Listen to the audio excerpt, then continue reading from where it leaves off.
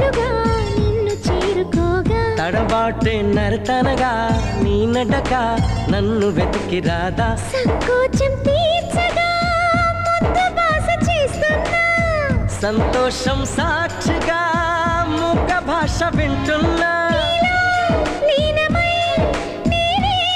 నీవనిపించేలా మరొక్క మారను ఆ మాటే మనస్సు వింటుంది